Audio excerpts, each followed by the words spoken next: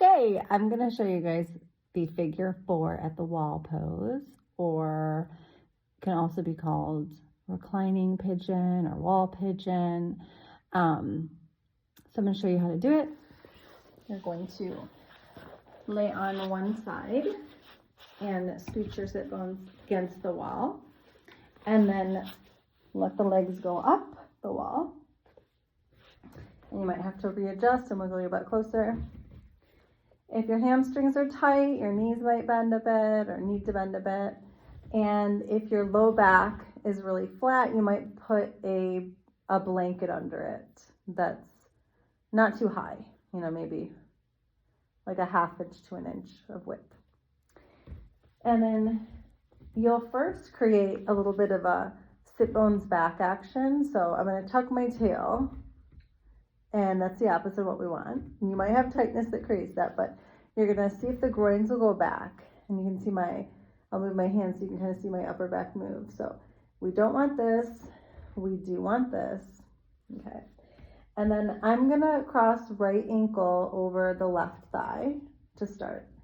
And this foot is not on my thigh. The ankle is on my thigh, but the foot is not.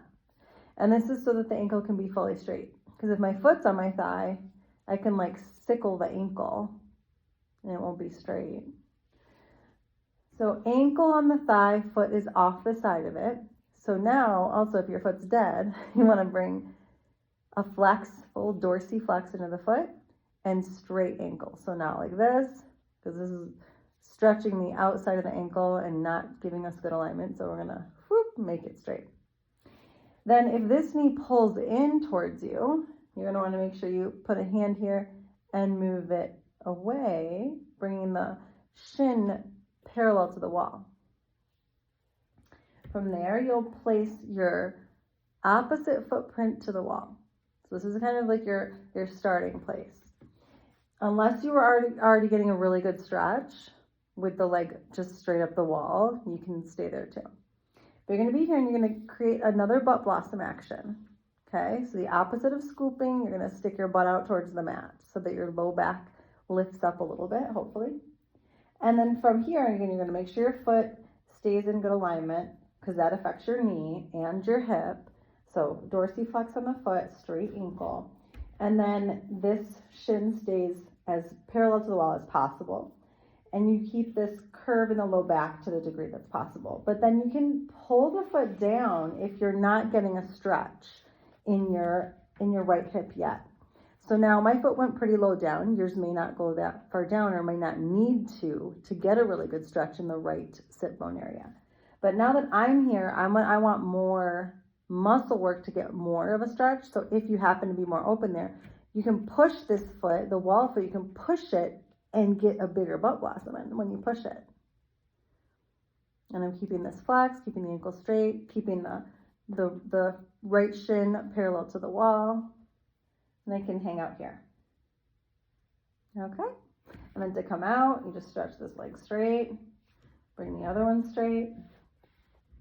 And you can just rest, neutralize the legs and the pelvis for a minute.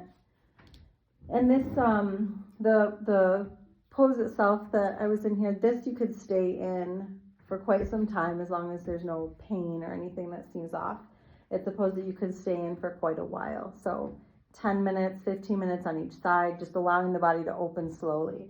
So let's say you start here and you're like, gosh, I'm really tight. You might stay here for 5 minutes and then you're like, oh, now I can do this. And you might stay here for 5 minutes and then you're like, oh, I can go here. So it's a pose you can use with a lot of like ease and go really slow, which is what's so nice about having the wall and the floor to support you. And after you do both sides, you'll roll over and slowly come up and you're all set. Happy hips.